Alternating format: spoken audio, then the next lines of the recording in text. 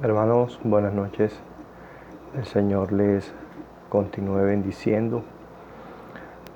Vamos a continuar con las clases de membresía de iglesia y hoy vamos a finalizar el segundo tema que comenzamos a tratar en estas clases sobre la evidencia o señales que demuestran que una persona es un creyente según la Biblia. Recuerde que dividimos este tema en dos partes. Primero, las señales que no prueban o que no verifican de forma contundente si se es un creyente. Y luego dimos una serie de estudios en donde tratamos de mostrar por las Escrituras las pruebas contundentes que confirman por la palabra que se tiene vida espiritual. Hoy vamos a finalizar con esta sección.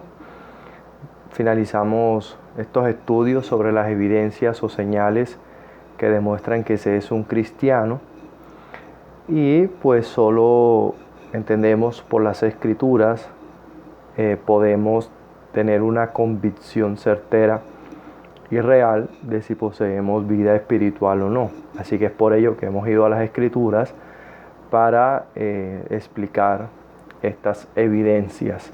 No las hemos tratado todas, pero las que hemos tratado son señales evidentes que nos pueden confirmar por la palabra de ser un verdadero creyente. Así que vamos a orar y exponemos esta última evidencia. Oremos, hermanos. Padre, gracias por tu palabra, por todo lo que nos has enseñado hasta aquí. Permítenos, como hemos estado observando en estos estudios, el examinarnos a nosotros mismos por la palabra, como así nos los mandas, y poder, Señor, mostrar estas evidencias que hemos estado examinando, pues son ellas pruebas que confirman y afirman nuestra vocación, nuestro llamado. Estas cosas son las que realmente confirman si nos has elegido y nos has apartado de las tinieblas a la luz. Por eso danos el entendimiento, la humildad, la sinceridad para evaluar nuestra fe de acuerdo a estos parámetros bíblicos. Y que podamos, Señor, manifestar y evidenciar haber experimentado la gracia en la persona de Cristo y la obra de tu Espíritu Santo en nuestros corazones. Rogamos que nos ayudes y nos ilumines en el nombre de Cristo. Amén. Recordemos las señales estudiadas. Primero vimos amar a Dios, la evidencia de amar a Dios. Luego vimos el arrepentimiento de pecado. Vimos la evidencia de la humildad bíblica, fe en Jesucristo. Vimos que el creyente, según la Biblia, tiene la gracia de negarse a sí mismo todo esto en alguna medida. También un creyente, según la Biblia, ahora tiene una dedicación al honor y la gloria de Dios. También lleva una vida de oración, pero una oración bíblica conforme lo hemos estudiado. También el verdadero creyente ama a sus hermanos y vimos también como evidencia separación de lo mundano. El verdadero creyente ya no ama al mundo ni las cosas que están en el mundo y se separa de lo mundano y trata de cultivar amistades edificantes, bíblicas y con personas piadosas, lazos fraternales con creyentes y se aparta de la mundanalidad. Y por último vimos que el verdadero creyente, según la Biblia, crece espiritualmente. Como decimos, en algún grado, en alguna medida, todas estas evidencias se deben presenciar en aquel que ha nacido de nuevo, en un verdadero creyente. Examinaremos entonces la última en esta noche, pero no por ser la última la menos importante, no menos importante que las demás. Me gusta ese himno que se titula Cuando andamos con Dios y expresa en su primera estrofa, este himno dice: cuando andamos con Dios, escuchando su voz, nuestra senda florida será. Cumpliremos su ley porque es nuestro Rey y su amor siempre nos guiará. Y dice el coro: obedecer y confiar en Jesús es la senda marcada para andar en la luz. Y como este himno así de forma bíblica y correcta lo expresa, veremos que obedecer es la señal que marca que se anda en la luz. Vamos a ver entonces la evidencia o la señal de la práctica de la obediencia. Practicar la obediencia demuestra que se tiene vida espiritual. Entonces eso vamos a desarrollar en esta noche. Debo decir que es una importante evidencia el tener una obediencia práctica y visible. Nosotros entendemos por las Escrituras que el carácter de una persona se manifiesta por su conducta. Todo lo que, como vamos a ver en unos textos, la conducta de una persona expresa y evidencia lo que hay en su corazón. De modo que si alguien ha nacido de nuevo y tiene un nuevo corazón, lo que la Biblia señala es que ese nuevo corazón ahora tiene entera disposición y amor por cumplir y practicar o llevar una obediencia práctica de la palabra de Dios. Recordemos que algo que hemos estado insistiendo en estos estudios es que no podemos fiarnos de nuestras convicciones personales. Es un peligro fiarnos en nuestros sentimientos y es un peligro serio el que abracemos ideas que surgen de nuestro propio corazón. Como hoy es muy común de que algunas personas basan su fe y su cristianismo en meras convicciones personales y en sentimientos que albergan en su corazón.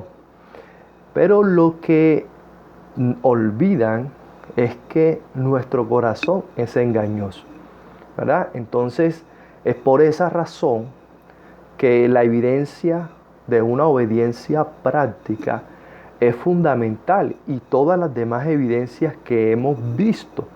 No solo basta con creer en nosotros mismos o con albergar esa confianza interna de que soy creyente o de que soy un hijo de Dios, cuando no se exterioriza tales cosas. Entonces debemos entender que nuestro corazón es engañoso y no podemos fiarnos en los pensamientos que puede albergar respecto a este asunto tan vital e importante. Jeremías capítulo 17 verso 9 dice: engañoso es el corazón más que todas las cosas y perverso, ¿quién lo conocerá? Luego dice que Dios conoce obviamente nuestro corazón, de manera que nuestro corazón es engañoso, es perverso, ¿sí? Y nuestro corazón nos puede engañar fácilmente, de tal modo que podemos estar en el error, podemos estar en una mentira, simplemente por seguir lo que dicta nuestro corazón. Por esa razón, por lo engañoso que es nuestro corazón, requerimos una evidencia externa, una evidencia que saque a la luz lo que verdaderamente hay en el corazón. Y la práctica de la obediencia es una buena señal para verificar qué hay en nuestro corazón. Como dije, Dios conoce lo que hay en el corazón de todos los hombres, pero nosotros los hombres mismos a veces y la mayoría de las veces no lo sabemos. Por eso requerimos pruebas para verificar lo que hay en nuestros propios corazones. De hecho, las pruebas, las dificultades, Dios las usa precisamente para enseñarnos a nosotros lo que hay en nuestro corazón. Hay creyentes, por ejemplo, que pueden tener la actitud del apóstol Pedro al decir que moriré contigo. Así le dijo Pedro al Señor, daría su vida por él. Sí, estaba dispuesto a darlo todo por el Señor, y el Señor, como sabía lo que hay en su corazón, le dijo: Pedro, me vas a negar. En el instante Pedro, en su corazón, pensaría: yo jamás te negaría, como así lo muestra en la Escritura.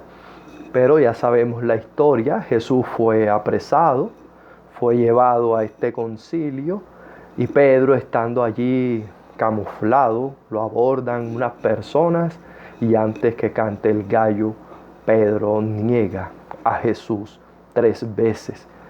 El corazón de Pedro no se creía capaz de hacer tal cosa. Él estaba seguro de sí mismo, pero ese es nuestro corazón. Por eso, hermanos, requerimos de estas evidencias para corroborar si lo que nuestro corazón o nuestra mente piensa de nosotros mismos es acorde a una vida de piedad.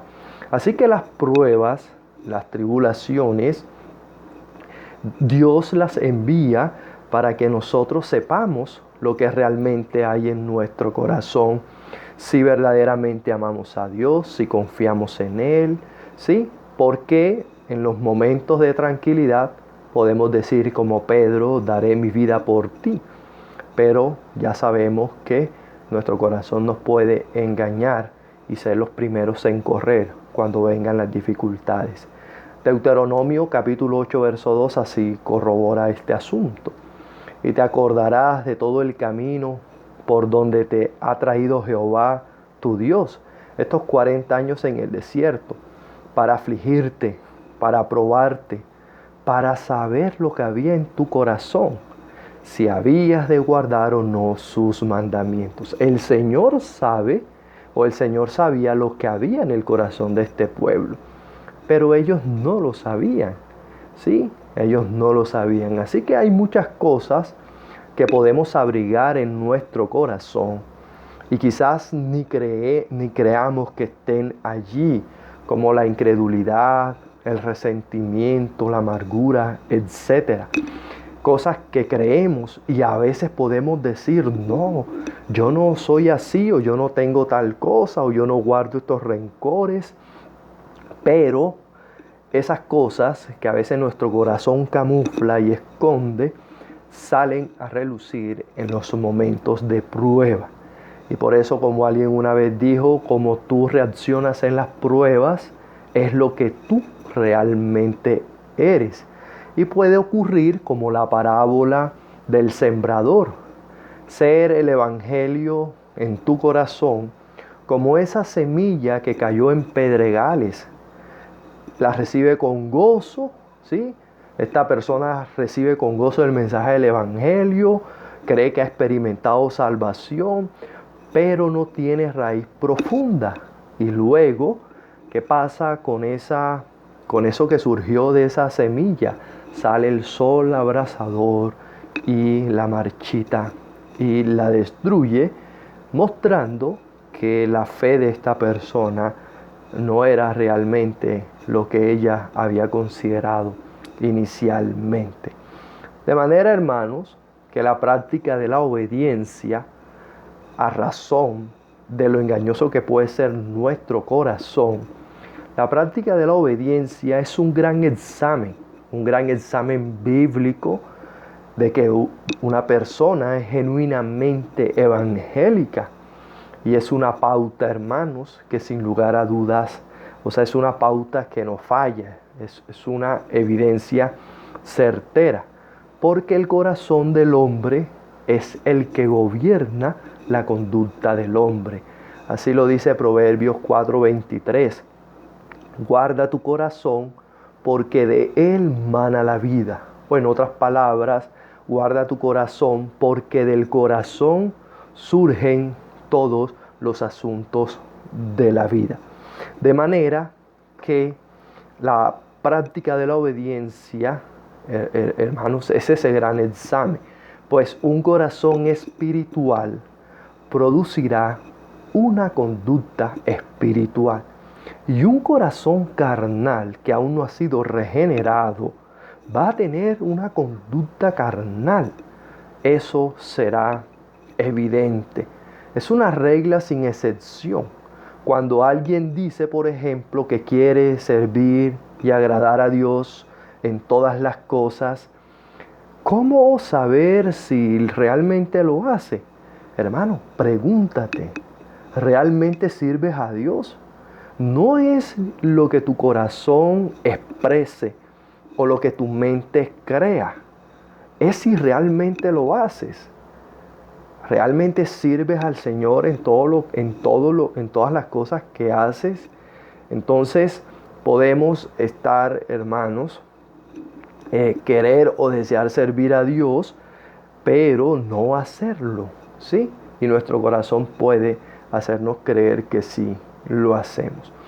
Así que los hombres confirman el principio bíblico de que un árbol bueno da buen fruto y de que un árbol malo da malos frutos, como dice Mateo capítulo 12, verso 33. O haced el árbol bueno y su fruto bueno, o haced el árbol corrompido y su fruto dañado, porque por el fruto se conoce el árbol. A lo que Matthew Henry comenta, el idioma del hombre descubre de qué país procede, igualmente de qué clase de espíritu es. El corazón es la fuente, las palabras son los arroyos. Una fuente turbia y una corriente corrupta debe producir arroyos barrosos y desagradables. El hombre malo tiene un mal tesoro en su corazón, del cual el pecador saca las malas palabras y las malas acciones para deshonrar a Dios y herir al prójimo. Velemos continuamente sobre nosotros mismos para que podamos hablar palabras conforme al carácter cristiano. Así que podemos pues estar seguros de que una conducta espiritual es indicio de que el corazón posee vida espiritual, así como una mala conducta es señal de que el corazón carece de vida espiritual. Hermanos, esto es bíblico e indiscutible. ¿Cuál es la conducta de una persona? Tal es su corazón. Y es una comprobación sencilla. Por más que tratemos de expresar nuestros sentimientos a Dios, de que le amamos y que quizás queramos hacer su voluntad, pero si eso no se evidencia en la práctica, es un engaño del corazón, porque el verdadero creyente, al tener un corazón espiritual, lleva una conducta piadosa. Eso es lo que hace la gracia. Esto en nuestra época es importante conocerlo, pues hoy es común basar la fe, como ya lo mencionamos, es común basar la fe en convicciones netamente personales, con la idea de tengo una relación personal con Dios, a Dios le importa es lo que hay en mi corazón, Y sí, pero es una verdad a medias. Recuerda lo que dice Mateo 12:33. Por el fruto se conoce el árbol. Tú puedes decir miles de cosas en tu corazón, pero la evidencia de que tienes fe bíblica es por tus frutos. ¿Qué frutos evidencias? Tienes una conducta piadosa. Eso es lo que va a verificar o a comprobar lo que tú expresas con tus palabras. La Biblia pone énfasis en este punto. Dios conoce la ceguera de nuestro corazón humano y Dios conoce cuán fácil nos dejamos engañar por nuestro propio corazón. Y es por ello que exige, Dios demanda que demostremos con nuestra conducta si de verdad le amamos o no. Otro error común que no vamos a olvidar es fijarse y preocuparse solo en la conducta. Eso también es un peligro. En la época del ministerio terrenal de Cristo, el problema sobresaliente era una conducta fariseica.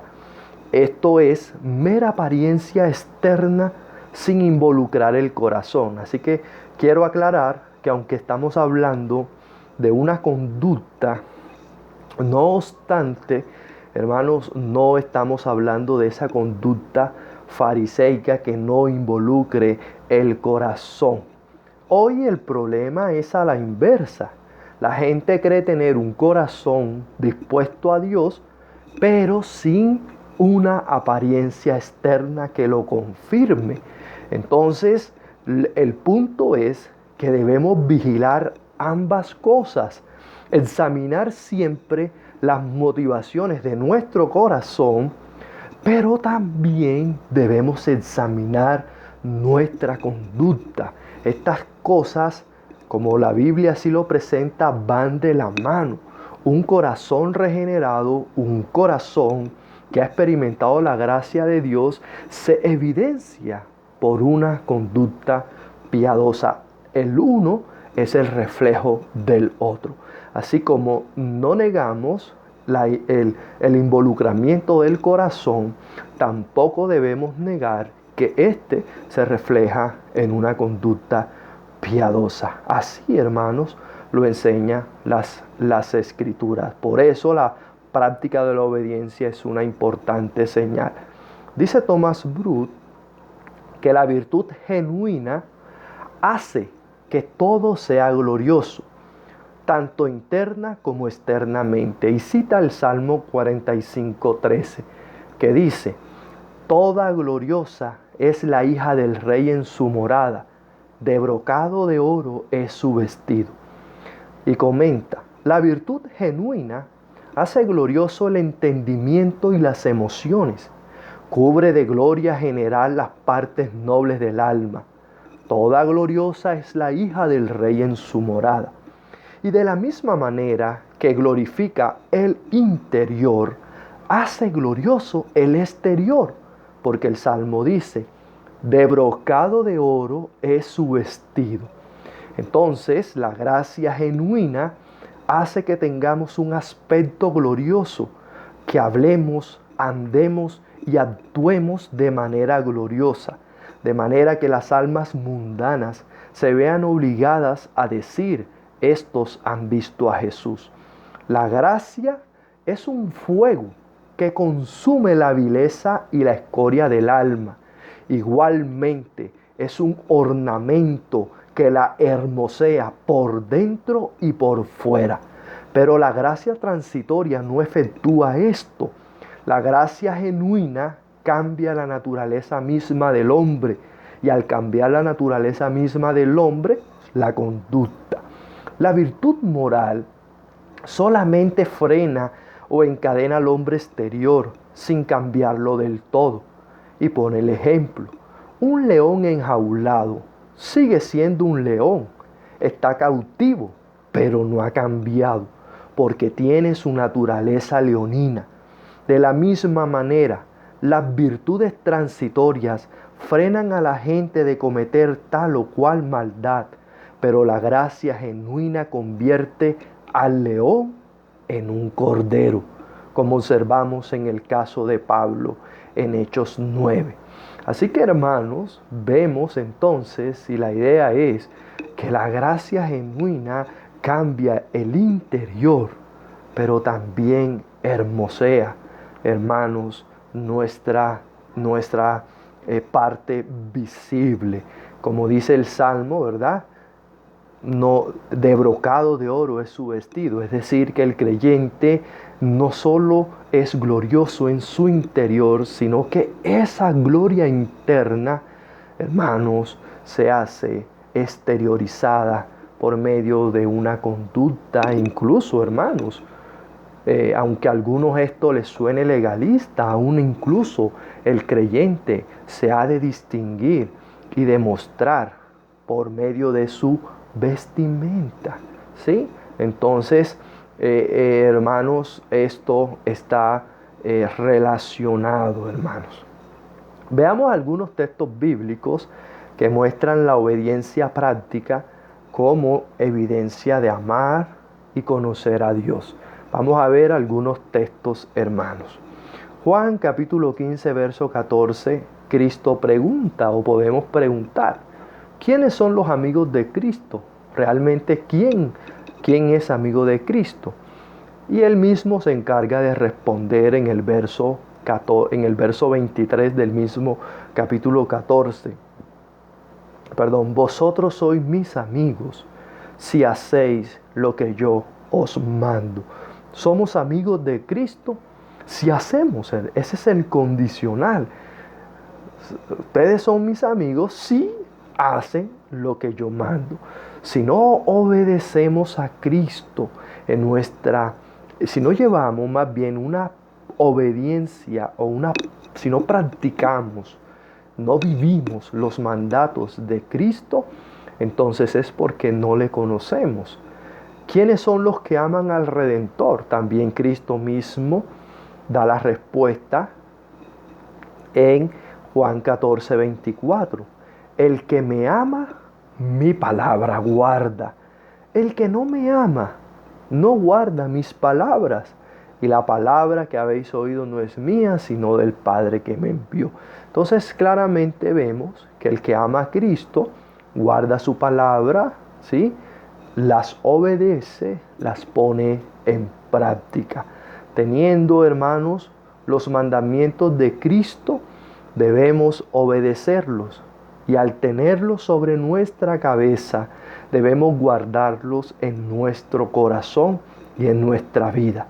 La prueba más segura, dice Matthew Henry, de nuestro amor a Cristo es la obediencia a las leyes de Cristo. Hay señales espirituales de Cristo y su amor dada a todos los creyentes. Cuando el amor sincero a Cristo está en el corazón, habrá obediencia. Cuando el amor sincero a Cristo está en el corazón, eso se evidencia por una obediencia a las palabras de Cristo. El amor será un principio que manda y constriñe. Y donde hay amor, el deber se desprende de un principio de gratitud.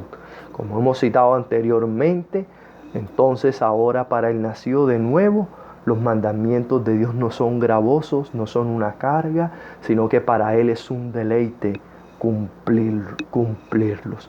Así que, hermanos, estos textos muestran en las palabras de Cristo claramente que quien le ama, hermanos, quien es el amigo de Cristo, guarda sus palabras, las obedece, las pone por práctica. Vamos a citar también Santiago capítulo 2, verso 14 en adelante, un texto conocido. Hermanos míos, ¿de qué aprovechará si alguno dice que tiene fe? Es interesante que Santiago aquí dice, si alguno dice que tiene fe, no dice que esta persona tenga fe en realidad, sino que afirma tenerlo. Entonces esto es interesante. Entonces una persona puede afirmar que tiene fe y no tiene obra, pregunta Santiago, ¿podrá la fe salvarle? Y si un hermano, entonces aquí pone un ejemplo, y si un hermano o una hermana están desnudos y tienen necesidad del mantenimiento de cada día, y alguno de vosotros le dice, id en paz, calentaos y saciaos, pero no les dais las cosas que son necesarias para el cuerpo, ¿de qué aprovecha? Así también la fe, si no tiene obras, es muerta en sí misma.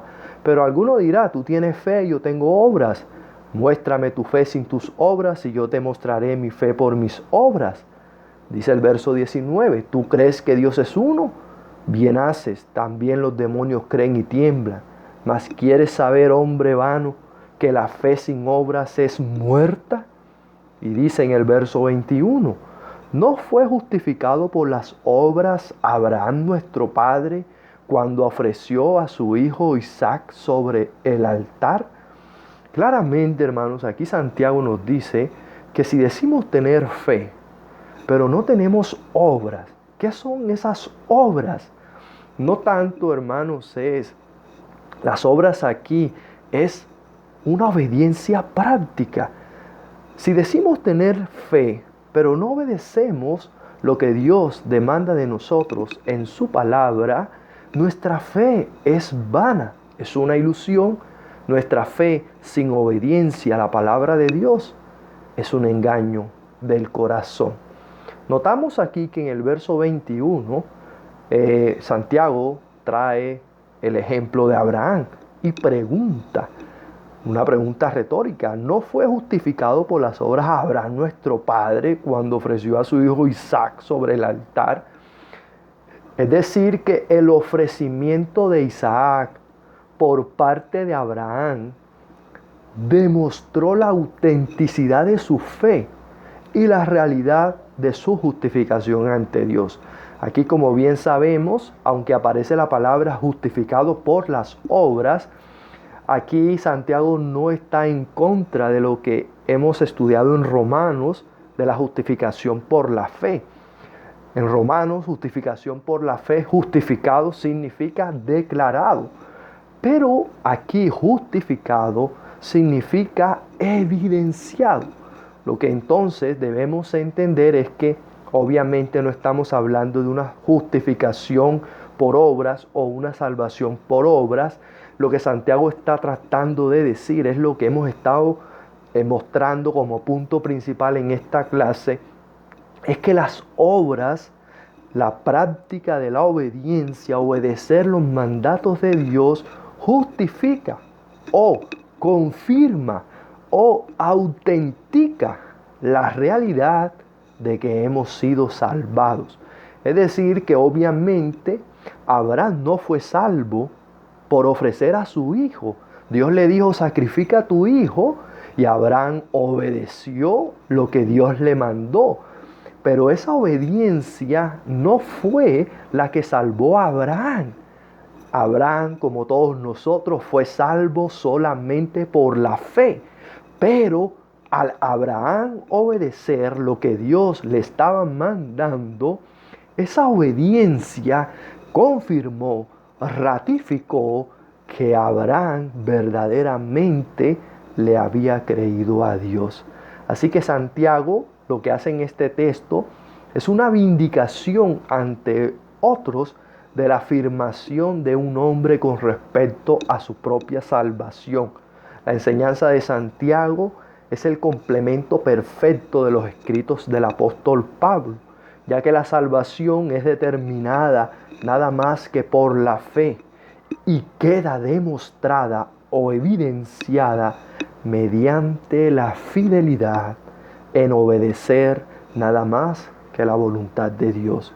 Y eso lo confirmamos también. Efesios 2:8 dice, porque por gracia sois salvos por medio de la fe, y esto no de vosotros, pues es don de Dios, no por obras, para que nadie se gloríe. Pero entonces quedan eliminadas las obras en absoluto.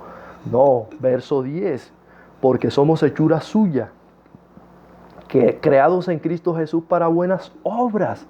Somos salvos por fe para buenas obras. La fe se evidencia, esa gracia de la fe se evidencia en las buenas obras. Esas obras que Dios preparó de antemano. para que anduviésemos en ella.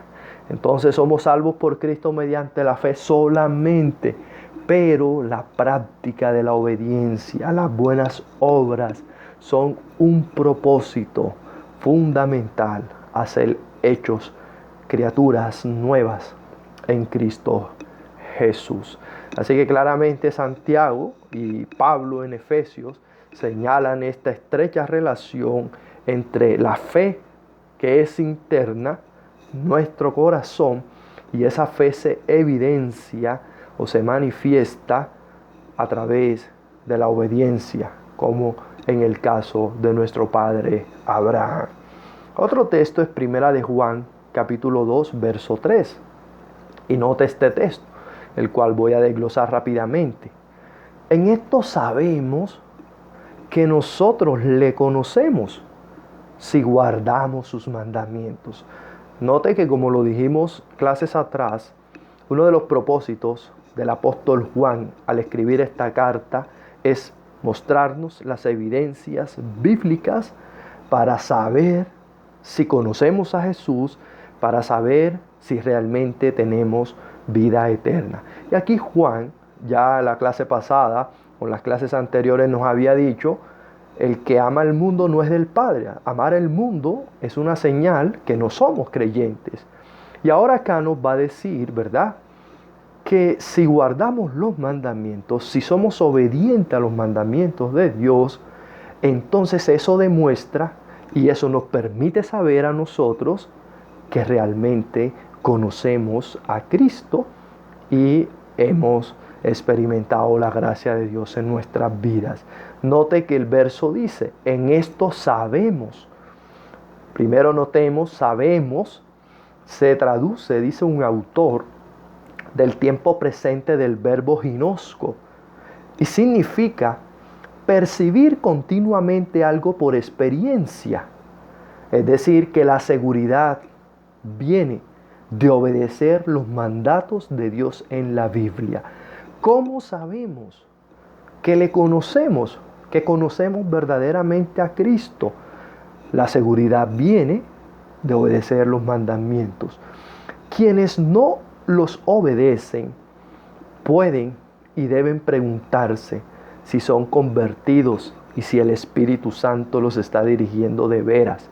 Entonces el planteamiento del apóstol es que la obediencia externa proporciona evidencia de si se ha producido o no una realidad interna y transformadora que viene al conocer a Jesucristo en la salvación. ¿Cómo sabemos que le conocemos? Si guardamos sus mandamientos. Ahora la palabra traducida guardamos, dice también este autor, una forma del verbo tereo, resalta la idea de una obediencia vigilante y activa. También se puede traducir cumplir. Y en este contexto significaría cumplimos sus mandamientos. Si conocemos a Cristo, cumplimos sus mandamientos. Puesto que guardamos, de pronto no lo vamos a entender fácilmente, es un subjuntivo presente activo. Bueno, ¿eso qué significa? Eso significa o transmite la idea de que guardamos es el sentido de que los creyentes salvaguardan continuamente los mandamientos porque los consideran valiosos. Continuamente, hermanos, guardan los mandamientos porque son valiosos, no son ya gravosos. Juan no quería que sus lectores se conformaran con una norma mínima o marginal de justicia. Más bien, el apóstol resalta una obediencia amplia que proviene de una verdadera reverencia por los mandatos de Dios.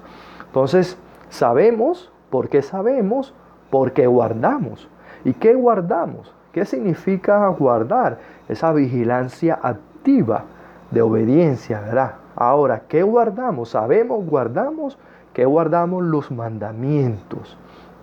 Y es interesante, como este mismo autor lo dice, que mandamiento no es la palabra original, no es nomos, ley, sino que es entole. y que es un requerimiento judicial, orden o mandato. Ahora, ¿por qué notamos la diferencia? Porque guardamos sus mandamientos, el término no se limita solamente a la ley mosaica, sino a todos los preceptos y directrices de Cristo. ¿Sí me hago entender? Juan no solo se está refiriendo a la ley moral, sino que se está refiriendo a todos los preceptos que Cristo nos ha dejado en su palabra.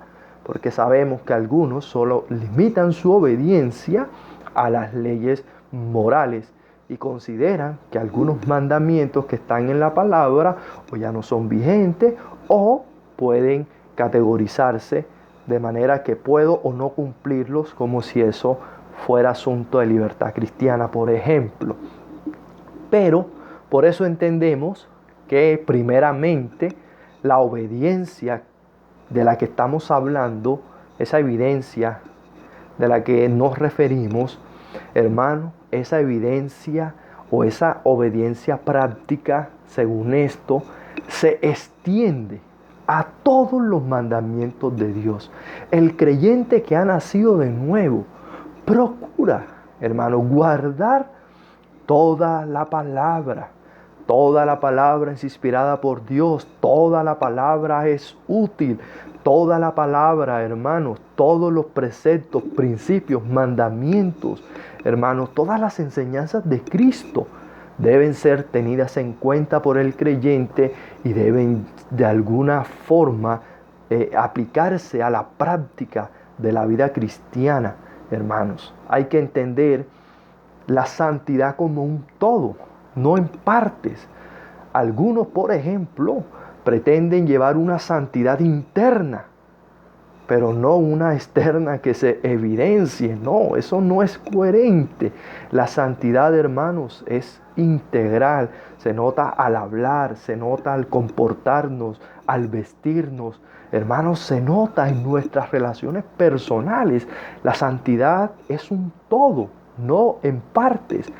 Y ahí por eso recalcamos esto, porque hay quienes dicen que hay deberes para con nuestros semejantes y pasan por alto la dedicación que debemos a Dios. Otros ponen gran énfasis en la devoción y el culto a Dios, pero no se preocupan ni poco ni mucho por sus semejantes.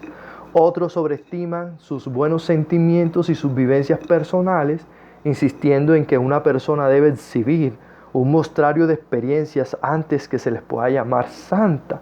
Pues bien, todas estas personas se equivocan miserablemente porque su concepto de santidad es incorrecto.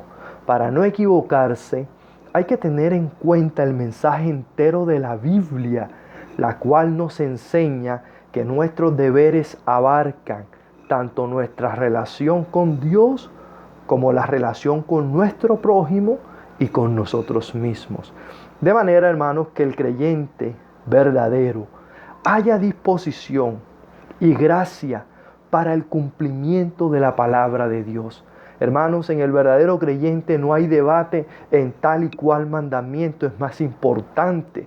Recuerde que esa discusión la tenían constantemente los fariseos. De hecho, le preguntaban a Cristo, ¿cuál es el mayor mandamiento de todos? Porque ellos hacían una categoría de mandamientos. Pero hermanos, en el verdadero creyente no existe cuál mandamiento cumplo, cuál no, cuál es más importante, cuál es más relevante. No, hermanos, no. ¿Cuál puedo considerar cumplir o cuál sí? No, hermanos. El verdadero creyente, al querer agradar a Dios, tomará en serio, muy en serio, todos los preceptos divinos y con entrega tratará de cumplir todo lo que el Señor exige de él. Debemos tener claro, hermanos, que la desobediencia es un pecado con graves consecuencias. Un caso, hermanos. Primero de Samuel 15, 22 y 23 dice, y Samuel dijo, se complace Jehová tanto en los holocaustos y víctimas como en que se obedezca a las palabras de Jehová. Ciertamente el obedecer es mejor que los sacrificios, y el prestar atención que la grosura de los carneros, porque como pecado de adivinación es la rebelión, y como ídolos e idolatría la obstinación. Por cuanto tú desechaste la palabra de Jehová, Él también te ha desechado para que no seas rey. Contextualizo la historia, hermanos. Dios había dado la orden a Saúl, el rey, de destruir por completo a los amalecitas. No debía dejar nada. Pero Saúl consideró que sería bueno perdonar la vida del rey de Amalec y salvaguardar lo mejor del ganado, entre otras cosas, del botín. Es decir, Saúl desobedeció la palabra de Dios. Y aquí el profeta le dice que su pecado de desobediencia es como la adivinación, la idolatría.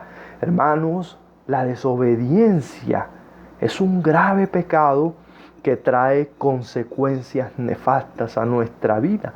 Nosotros sabemos por estas comparaciones, en la Biblia, por ejemplo, la adivinación es presentada como uno de los pecados más aborrecibles para Dios. ¿Qué es la adivinación? O más bien, ¿por qué la gente busca la adivinación? La adivinación para saber las cosas que le pasan o le pasarán, o porque buscan una vía rápida pero maligna de resolver sus conflictos. La adivinación es consultar medios espirituales para obtener información y guía. La adivinación es tan desagradable para Dios porque es buscar guía y dirección ignorando a Dios. Es un insulto a Dios, pues pone en más alta estima la dirección de tales medios que las de Dios, y la desobediencia es el resultado de eso mismo, de estimar más la dirección proveniente de una persona distinta a Dios. El medio puede ser cualquiera, pero en el caso de la desobediencia, por lo general, la manera de cómo conseguimos esa dirección frecuentemente es consultando a nosotros mismos. La desobediencia, hermanos, es un grave pecado con serias consecuencias, porque es poner nuestra propia sabiduría por encima de la de Dios. Saúl dijo, no creo, Dios. ¿Cómo así? ¿Destruir todo? No, yo voy a guardar estas cosas. Dios, no eres tan sabio, así que yo voy a tomar mejores decisiones. Hermano, eso es la desobediencia. Cuando nos enfrentamos a un mandato de Dios y hacemos lo distinto, estamos diciendo, Señor, tú aquí en esto estás completamente equivocado. Así que es ofensivo desobedecer la palabra de Dios. Dios te manda algo en su palabra, tu mente opina diferente, escoges la opinión de tu mente antes que la palabra de Dios. Podemos ver claramente por qué le desagrada tanto y por qué el profeta le dice a Samuel, es como la adivinación, tu obstinación. Y no solo es como la adivinación, sino como la idolatría. La idolatría es darle el lugar de Dios a otra cosa o persona. Idolatramos algo si confiamos en eso más que en Dios, o si lo valoramos más que a Dios. Cuando desobedecemos, no confiamos ni valoramos a Dios como deberíamos. Decimos, Dios, lo que mandas no me parece confiable o bueno. Esa es la desobediencia, hermano. Así que, hermano, debemos preocuparnos. O el verdadero creyente tiene ese deseo de obedecer todos los mandatos de Dios. No escatima como los fariseos. No dice este es primario, este es secundario, o este es más importante que este. No, hermano. Todos los principios, todos los mandatos de Dios nos van a conducir a glorificar a Dios y a tener una vida de verdadera piedad que agrade al Señor. Eso debe buscar el verdadero creyente, agradar a Dios en todas las áreas de su vida, sin dejar un solo área sin ser tratada por la palabra de Dios. La obediencia de la que estamos hablando mantiene una línea constante de conducta. Claro, pueden haber tropiezos. Una obediencia perfecta es un ideal irrealizable para el hombre que peregrina por el desierto de esta vida. Pero el tono habitual de una conducta cristiana ha de estar en consonancia con la ley de Dios. La Biblia nos enseña en 1 de Juan 3:9, todo aquel que nació de Dios no practica el pecado, porque la simiente de Dios permanece en él y no puede pecar porque es nacido de Dios. Por supuesto, no vamos a encontrar una persona absolutamente perfecta. Moisés, Samuel, Pablo, el apóstol Pedro, eran hombres consagrados a Dios, pero tuvieron fallas, pecaron. Es triste que a veces las mejores personas caigan miserablemente, como si sufrieran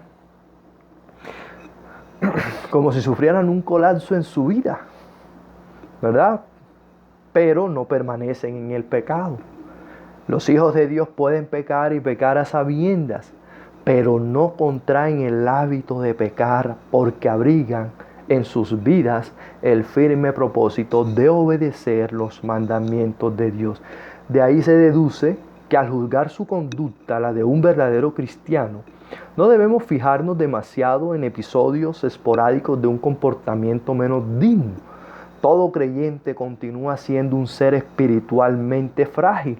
Sin embargo, hemos de añadir que todo buen cristiano, generalmente hablando, está dispuesto a practicar la obediencia y desea mostrar que ha sido regenerado por el Espíritu.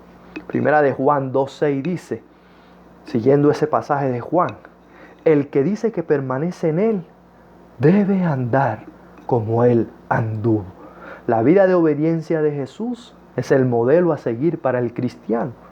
Los que afirman ser cristianos deben vivir como Jesús vivió, en vista de que poseen la presencia y el poder de su Espíritu. Así que si decimos que permanecemos en Cristo, la evidencia es andar como Cristo anduvo. ¿Y cómo Cristo anduvo? En obediencia al Padre. Finalmente, hermanos, y ligado a esto, otra prueba del carácter cristiano la constituye la perseverancia. El discípulo de Jesucristo persevera en el camino de Dios hasta el fin de su vida terrenal. El libro de los Salmos nos ofrece una similitud de este carácter cristiano. Salmo 125:1 dice, los que confían en Jehová son como el monte de Sión, que no se mueve, sino que permanece para siempre. Por otro lado, el apóstol Juan habla de cierta clase de persona que decía ser cristiano sin serlo de verdad. Y en los primeros años de la iglesia de Cristo había un grupo de este tipo de individuos de quienes él dice, Primera de Juan 2:19, salieron de nosotros, pero no eran de nosotros, porque si hubiesen sido de nosotros, habrían permanecido con nosotros, pero salieron para que se manifieste que no todos son de nosotros. En contraste, los verdaderos discípulos continuarán su marcha hacia adelante, porque en medio de peligros y de dificultades se apoyan en Cristo. Está resuelto, el verdadero cristiano está resuelto a cumplir con su deber, y aun cuando el camino se torne áspero, el verdadero creyente avanza con entusiasmo, alentado por la esperanza del cielo que se cierne sobre el horizonte de su vida. Jesús en Juan 8:31 dijo, entonces Jesús a los judíos que habían creído en él, si vosotros permaneciereis en mi palabra, seréis verdaderamente mis discípulos. ¿Qué evidencia entonces que eres un verdadero discípulo de Cristo, que ha creído verdaderamente en él? Jesús te responde, si permaneces. Esta palabra en el lenguaje bíblico significa quedarse, continuar e incluso a veces morar. En otras palabras, es perseverar en los mandatos de Cristo. Es la única prueba segura de la gracia cuando obra en el corazón. Notamos, hermanos, que si permanecemos, somos verdaderos discípulos. Somos en verdad creyentes. El que no permanece indica que no lo es. Juan capítulo 6, verso 60 dice, al oírlas, muchos de sus discípulos dijeron, dura es esta palabra, ¿quién la puede oír? Verso 64. Pero hay algunos de vosotros que no creen, porque Jesús sabía desde el principio quiénes eran los que no creían y quiénes le habían de entregar. Y el verso 66 de Juan 6. Desde entonces muchos de sus discípulos volvieron atrás y ya no andaban con él. Notamos que el verso 60 dice, muchos de sus discípulos dijeron, ¿qué dijeron? Dura es esta palabra, ¿quién la puede oír? Y luego el verso 66 dice, desde entonces muchos de sus discípulos volvieron atrás. Es decir, no permanecieron. Había, según el texto, muchos discípulos aparentemente, ¿no? Pero no eran verdaderos discípulos. ¿Por qué no eran verdaderos discípulos? Porque el verso 66 dice que volvieron atrás y ya no andaban con Jesús. Y eso es lo que pasa muchas veces, hermano. Cuando empezamos como creyentes, hay un fervor, todo va a las mil maravillas. Cuando entonces ya lo novedoso deja de serlo, cuando la oposición del mundo y el diablo empieza a arreciar, cuando se manifiesta la debilidad de nuestro propio corazón y, hermanos, descubrimos las verdaderas dificultades del cristianismo. Entonces la fe de muchos comienza a faltar. Se sienta la duda sobre las verdades de Dios. Y decimos como estos falsos discípulos, dura es esta palabra. Para el discípulo que no es un verdadero discípulo, cuando comienza a crecer en el conocimiento de la palabra, comienza a sentir el rigor de la misma. Y ya ese encanto comienza a desaparecer. Eso es lo que pasa, hermanos, con los falsos discípulos. Empiezan con alegría, con auge, con vigor, y comienzan a escuchar, a exponerse la palabra, y entonces ya escuchan una predicación, una enseñanza, y dicen, uy, esto como que ya no me gusta. Y comienzan a decir, dura es esta palabra. Es decir, ya las predicaciones son difíciles de soportar. Ya las enseñanzas o los mandamientos ya los ve difíciles de aplicar. Y comienza a ponerle peros. No, pero tal cosa. ¿Y qué pasa? Se marchan atrás. Y eso evidencia que nunca fueron verdaderos discípulos. Ahora, hermanos, no es que la palabra no sea dura para el verdadero creyente. Claro, hermanos. A causa del pecado, a veces, hermanos, generalmente, las enseñanzas de Cristo son duras para nosotros a causa del pecado. Pero, al final, por muy dura, o por muy confrontante, o por que nos toque cambiar, hermanos, los hábitos o las costumbres, y aunque lo que Dios demande nos cueste, el verdadero discípulo dirá, dura es esta palabra, sí, pero ¿a quién iremos? Si solo tú tienes palabras de vida eterna. Y entonces se somete a la gracia de Cristo para cumplir aquello que al momento es duro, pero está dispuesto a sacrificarse, a cambiar y a ser transformado por el Espíritu Santo. Eso hace el verdadero discípulo de Cristo. Hermanos, no es comenzar lo que te hace un verdadero discípulo, es permanecer donde se demuestra la fe verdadera. Como Wesley comenta, no es el que corre rápido y fogosamente al principio, sino el que mantiene su velocidad, quien corre de tal manera que lo obtiene. La vida cristiana se compara en varias ocasiones como una carrera. Y como toda carrera, hay que llegar al final. No importa qué tanto hayamos corrido, quizás la mitad, casi toda la carrera, pero si no llegamos hasta el final, si no permanecemos hasta el final, pudiésemos haber corrido el 80% de nuestra vida, pero si no llegamos al 100%, no éramos verdaderos discípulos de Cristo. Por eso, hermanos, ni las dificultades que se amontonan, ni el cansancio que oprime a los cristianos son capaces de desviarle de su camino, porque desean ser perfectos, obedecer todo lo que Dios ordena y someterse a cuanto Dios demande de ellos.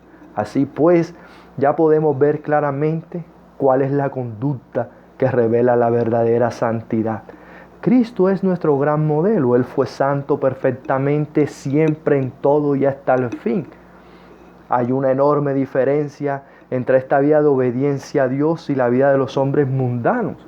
Las facetas de esta obediencia, hermanos, santas son: comenzada con amor a Dios, acompañada de odio al pecado, alentada por la fe en Jesucristo. Y aquí estamos viendo, hermanos, todas las evidencias. Así que repito, las facetas de esta obediencia santa son: comenzada con amor a Dios, acompañada de odio al pecado, es alentada por la fe en Jesucristo, fomentada por una humildad profunda, nutrida con la oración y la meditación de la palabra de Dios, purificada con la separación de los no creyentes, embellecida con las virtudes morales, constante en el cumplimiento de todos los deberes, manifiesta en la amabilidad y ternura, madurada por una vida y una muerte consagrada a Dios. Tales son los frutos del verdadero cristiano. Examinemos nuestro carácter con la misma prueba que la palabra de Dios emplea. Primera de Juan 3:3 dice: y todo aquel que tiene esta esperanza en Él se purifica a sí mismo, así como Él es puro. El amor a Dios debería ser de cada creyente un fiel devoto en la asistencia a los cultos cristianos, contentos con la palabra y el servicio de Dios, justos, misericordiosos y pacíficos. Hermanos, el amor a Dios debería hacernos mejor marido, mejor esposa, mejor padre, mejor hijo, mejor amo o mejor criado, mejor ciudadano de su patria, mejor amigo de su prójimo. La religión de Cristo no es solo filosofía, sino, hermanos, consecuencias prácticas. La religión de Cristo no consiste únicamente en sentimientos que no se cristalizan en acciones. Recuerde, el buen hombre del buen tesoro del corazón saca buenas cosas, y el hombre malo del mal tesoro saca malas cosas. Las experiencias espirituales que no conducen a la práctica no sirven de nada, como tampoco tiene valor ante Dios las actividades piadosas sin la experiencia íntima de la comunión con Dios. La verdadera religión incluye ambas cosas: experiencia interior, actividad exterior, es decir, contemplación y acción, porque la religión afecta al hombre entero, a su naturaleza y a su conducta, a lo que es y a lo que hace, puesto que el deber de una religión verdadera ha de sentirse en el corazón, pero ha de manifestarse en la vida. Empleando esta prueba de la verdadera obediencia, ninguna persona puede ser engañada. Si los hombres alimentan falsas esperanzas, es porque se miden a sí mismos con sus propias medidas en vez de emplear las medidas que Dios ha establecido. Ningún hipócrita podrá seguir esperando la vida entera si emplea en sí mismo esta prueba de la obediencia. La vida eterna, si emplea en sí mismo esta prueba de la obediencia. Mientras que los cristianos verdaderos, si se aplican esta misma prueba, podrán estar seguros de su feliz condición ante de Dios. Como los frutos de santidad que se manifiestan en nuestra vida son tan débiles y mezquinos, nos acosa a veces la duda de si poseemos vida espiritual o no. Es por eso, hermanos, que debemos hacer firme nuestra vocación y nuestra elección, procurando de forma constante y con una lucha incesante una vida de verdadera piedad, una vida de santidad, una santidad que se hace evidente a las demás personas. Así que, hermanos, la última evidencia que observamos es la práctica de la obediencia. Que el Señor nos ayude a hacernos este autoexamen a la luz de la palabra y con todas estas evidencias que hemos observado. Oremos, hermanos. Padre, gracias por tu palabra, porque ella es viva, eficaz, ella es la verdad. nuestra guía, nuestra luz. Y gracias por todo lo que nos has enseñado, Señor. Como orábamos al principio, regálanos la gracia de la sinceridad para evaluarnos a nosotros mismos conforme a estas evidencias.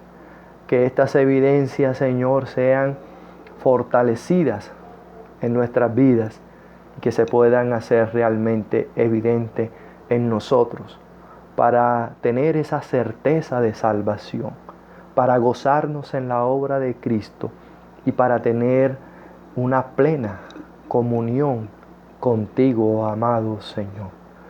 Sabemos que estas evidencias no son para nuestra gloria, sino que lo hacemos para que tú seas glorificado a través de nosotros.